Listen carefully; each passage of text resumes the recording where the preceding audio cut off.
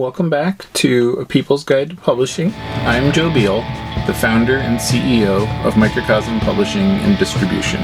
I'm also the author of A People's Guide to Publishing, which distills what I've learned from selling millions of books over the past 25 years. I'm Ellie Blue. I'm the editorial and marketing director here at Microcosm. We are an independent mid-list publisher based in Portland, Oregon, and Cleveland, Ohio. We have over 700 books, over 25 employees, and we make about 40 new books every year. And we distribute thousands of titles from other publishers. We started this podcast so that we can share what we've learned with newer publishers so that you can learn from our mistakes. Or maybe you just want to understand the publishing industry. This week, we are going to answer a reader question, which is, what do I need to distribute my books? Thanks, reader. It's a little late to punch there. Oh, no, you were all right. You were all right. In the pocket. I mean, I play my podcast back at 1.25 speed, so, you would be a lot faster on my headphones, for what that's worth. So, what were we talking about? What do you need to distribute books? Right, to distribute books. Well, it really comes down to about 10 things. Oh, that's it? A nice, simple, short list. So you need a staffed warehouse, a place where your books are stored, place where, there's people that pack and ship your orders. Maybe that's you. Receive your returns. Yeah, I was going to say, it could be your basement, it could be your bedroom, maybe you have a big bedroom, or maybe you're a small company, something. And, a lot of people, they subcontract their warehouse. They hire a company to do this part. And that's okay too. That's the thing. And then a place to have your returns sent to where you do all that too. Nobody wants to talk about that unfun part, so we'll revisit that one later. You need, warehouse fulfillment integration software. So a way to process your orders, a way to know what to pack. And, that could be a notebook. That could be, but, there has to be a way from when the order comes in the door to when the order goes out the door. And then a way to know what you shipped and who you shipped it to, so, we made a software that does this called Working Lit that, manages all that. But, again, what you really need is a piece of software that handles all that. Which again, could be a notebook, but, please. The original software. Yeah. And then you need an Onyx feed, which is a way to send out your book data to the industry, which is, something that says, hi, industry, here are our books. Here are the new books we're making this coming season.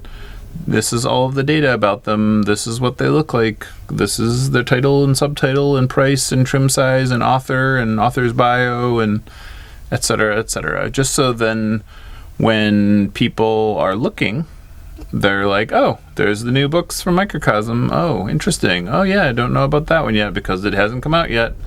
So there are services you can buy to get an Onyx feed, but most places will also take a CSV. Oh. Pro tip. They're cheap. And our Working Lit software also can do this. There's other solutions. Firebrand makes one. There's a number of ways that you can handle this. But this is not something to skip because you want people to know what books you have so that they can order your books. That's kind of important, kind of the whole deal.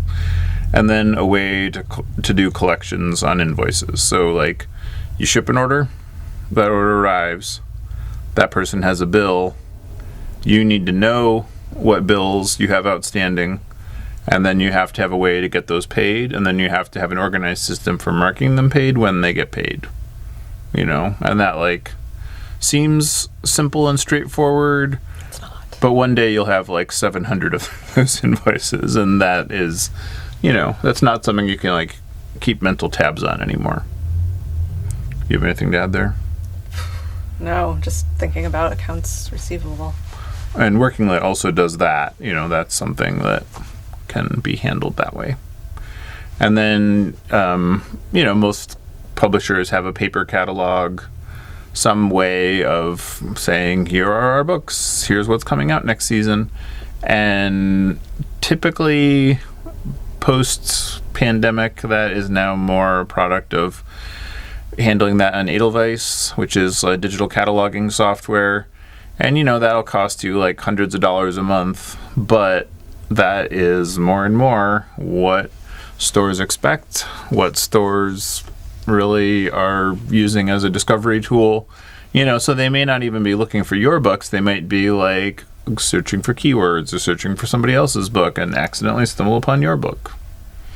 So, we've found that actually ends up costing more than printing and mailing 2 catalogs a year. But, again, it's like a year-round discovery tool. So, like, who's to say what's better? So little of, 6 of one, half dozen of the other. You need field sales reps, people that meet with bookstores, show them your catalogs, walk them through all the sales handles and marketing points and things like that. That could be you. That could be your friend. That could be you and your friend. But you need to have some active outreach, because if you just sit alone in your room, like, nothing is going to happen, Like, you have to kind of push on that. And, there are commissioned sales rep groups you can hire, and, they take a percentage of invoice, and honestly, for the work they do, it's very reasonable. You're basically like getting into their bag with their other lines and publishers. And so then when they meet with stores that they already have relationships with all of, your catalog is one of the ones they present. So, that could be something. Lots of ways to do that. And the problem, honestly, is like capacity, where buyers only have so much attention span, sales reps only have so much time. It can get a little sticky to actually, show every book in every publisher's catalog. You might say impossible during the fall season, but I digress. You need to have accounts with Ingram, Baker & Taylor, library jobbers, and regional companies and specialty wholesalers like Bookazine, and that's all covered pretty thoroughly in the People's Guide to Publishing. You really just have to have accounts with these places because people are going to expect your books to be available through them, So, like, a library isn't always going to, like, take the time to send you a postcard. They're usually just going to, like, place an order with their library jobber, who is like, oh, this book, okay, yes, we'll fill that library with one copy of this one book, And so, you want to be there when they come looking for you. And similarly, like, Ingram is essentially like a phone book, but that's typically where that's where bookstores restock their orders after they've purchased it when it was new from you. So you want to have that be available kind of all the time. And you want to have something of a presence at regional shows. You want to be meeting booksellers at those places, because that's kind of the number one place where they discover new books and really get a feel for new publishers. So, then those are really, there's one in New England, there's like, one in the southeastern United States, there's like, I think the California shows have merged into one. There's one in the Pacific Northwest. There's, one for the Midwest. There's one for the Mountain West. And, so there's, I don't know, there might be 6 or 7 of these shows still. But those are important because that's where you really can build relationships with booksellers and, find the ones that, like, care about what you're doing. And those tables will cost you, of course. That's like typically $200 to $800 per show. And those rates have only gone up during the pandemic. But again, you're meeting with active account buyers, so there's a value both ways. And you need concrete ways to market your book and you need concrete ways to market your book to your ultimate reader and to the accounts. So, to be clear, like, the accounts are the stores, the reader is the person that's going into those stores and buying the books from the stores, and you need both, because you could get really good at stocking stores, but if nobody knows your books or your authors or, your subject matter, why would they do that? Or they'll do it and then return them all. Right. Yeah. Which is typically what happens if you're too good at marketing to retailers and not good at marketing to readers. So, think about that. So, like, for example, like we're at RollerCon, which is the roller derby convention. And that's a place, there's no trade industry there. It's all just people that read books and ride roller skates and crash into each other. And party. They party so hard. With books, apparently. There are people. And then you want to kind of have telesales to fill in where, reps don't go. And, reps theoretically go to museums. They theoretically go to, like, various kinds of gift shops that sell a lot of books. But, you're going to have accounts where the reps just don't tread boots, So you want to think about it from, like, that could be you. You could be the person on the telephone to be like, hi, how are you? Do you need more? What about this new one? Are we cool? That kind of thing.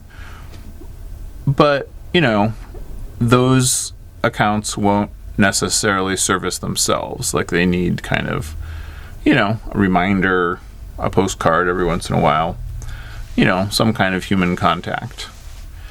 But really, that's it. You need to have, like, sort of active outreach.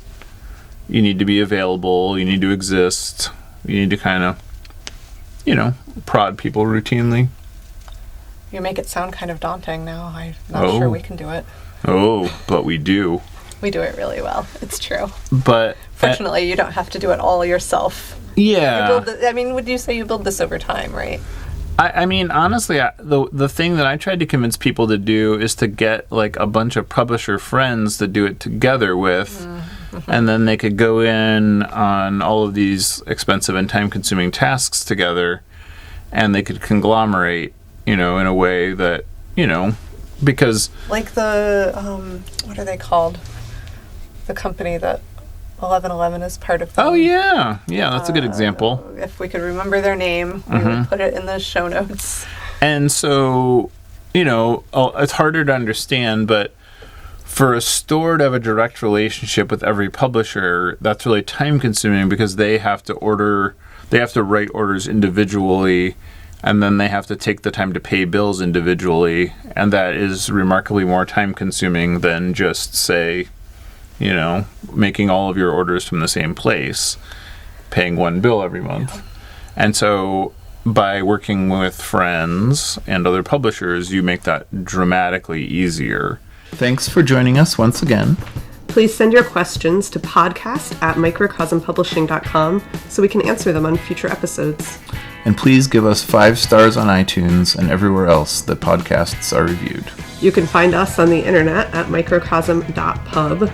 On Twitter at Microcosm. On Facebook at Microcosm Publishing. On Instagram at Microcosm_pub. And here in Portland, Oregon on North Williams Avenue. Thank you so much. Have a wonderful week.